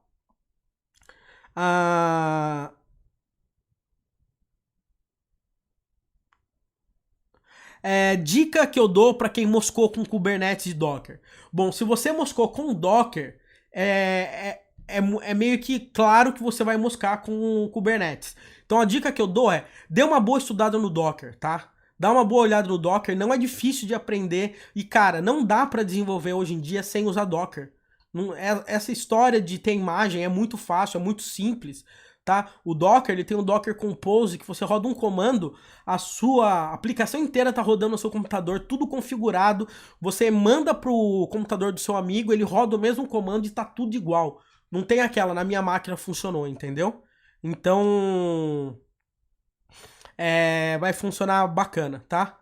Outra coisa que vai ser legal também nessa série, caras, é que ela não vai ser uma série de mão na massa, que você vai ficar vendo código, entendeu? Mas vai ser quase que fosse um curso intensivo para você entender realmente esse mundo dos microserviços, como que ele está atrelado com a parte de DevOps, e eu acho que ele vai ajudar muito para dar uma, vamos dizer assim, uma mudada de mindset, vamos dizer assim, do que você quer para o seu futuro, entendeu? Tem uma frase aí que inclusive eu falo nessa série de vídeos, que ela fala o seguinte, né? É um francês, que é um artista, o cara fala o seguinte: amadores sempre estão satisfeitos, mas profissionais, eles sempre estão preocupados e atentos, porque eles sabem, tá, que a vida deles depende daquilo, tá? E é isso que eu queria que vocês pensassem hoje. Será que você tá fazendo o suficiente para não ficar como um amador? Ou realmente sua vida, o seu futuro profissional tá dependendo de mais coisa? Entendeu? Eu acho que é um puxão de orelha, não só para vocês, inclusive para mim, que muitas vezes você acaba barrigando, lançou um negócio novo, ou tá mais cômodo você sempre trabalhar com o mesmo processo, e às vezes a gente acaba deixando um monte de coisa para trás, entendeu? Então isso aí vale muito a pena para vocês, ok? Cara, Lucival, eu vou ter que fazer um jabá por onde começar com DevOps. Eu iria com os cursos da School of Net. A gente tem muita coisa de DevOps lá. A gente tem inclusive curso de Docker, tem curso de Docker que eu mesmo ministrei, tem curso de Kubernetes, tem curso de Prometheus, eu acho que tem curso de Elastic, Kibana, tem um monte de coisa bacana, entendeu? Então dá uma boa olhada lá. E galera, pra você também que não assina aí a School of Net, quem ainda não assina a School of Net, hein? Pra você ainda que não assina a School of Net, eu gostaria de pedir que você entre no nosso site, dê uma olhada nos nossos planos. E, cara, a gente tá fazendo um trabalho muito top. Dá trabalho manter todos esses cursos, deixar os caras atualizados, entendeu? E vale muito mais a pena. A gente também, na School of Net, a gente é uma das mais baratas do Brasil. Se você olhar os principais concorrentes aí, ninguém é tão barato quanto a gente. A gente tem muita coisa boa pra vocês. Beleza? Hoje eu não vou fazer sorteio, tá? Provavelmente na quinta eu vou sortear, tá? Uma assinatura aí anual pra galera, beleza? E eu acho que é por aí, pessoal, que a gente tá indo. Eu realmente espero aí que vocês tenham gostado aí da live. Todo mundo gostou?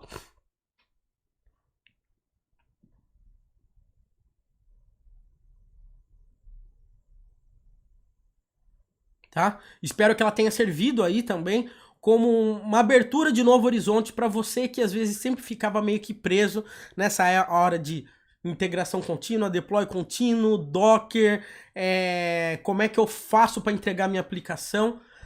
Isso aí, vamos dizer, é o suprassumo do momento, é o que a maioria das empresas que trabalham com alta tecnologia estão usando, e eu acho que, no mínimo, você tem que saber isso, esse processo que eu fiz hoje aqui com vocês. Beleza? Cara, valeu mesmo pelo tempo de vocês.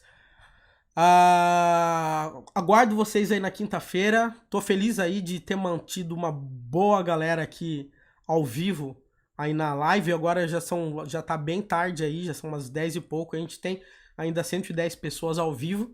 Então tô mega feliz aí que vocês tenham gostado. E a gente manda ver, a gente se vê na quinta-feira, beleza? Não esqueçam, entre na schoolofnet.com e fiquem ligados na série que eu vou gerar. Tá dando super trabalho, mas vocês vão gostar, beleza? Há muito tempo, recomendo. Ficou pouca dúvida sobre segurança da aplicação. Maravilha, galera.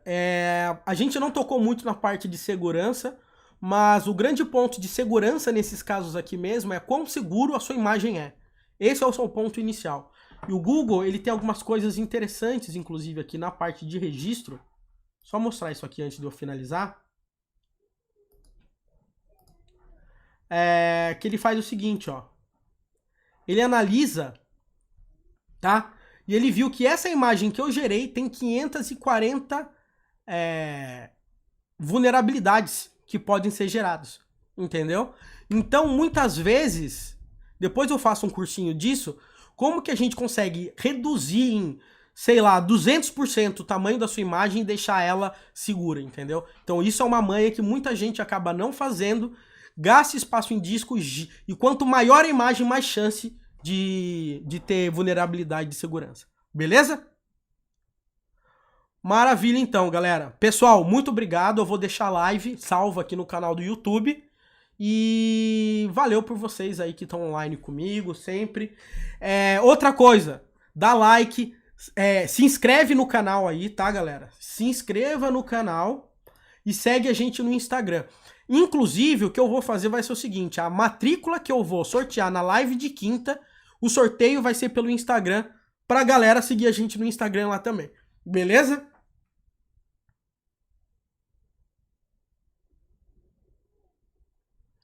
Sem dúvida, Heberson. Por enquanto, a gente está começando do básico, certo? Para a galera pegar bem a ideia de Docker, pegar a ideia de Kubernetes, e depois eu acho que a gente pode ir avançando e pegando esses outros pontos. Maravilha? Galerinha, valeu mesmo aí pela presença, abração aí para vocês, clica no sininho, dá um like aí, compartilha pra galera essa live aí. Eu acho que é uma grande contribuição que você consegue me ajudar também a fazer com que esses nossos vídeos cheguem para mais gente. Maravilha?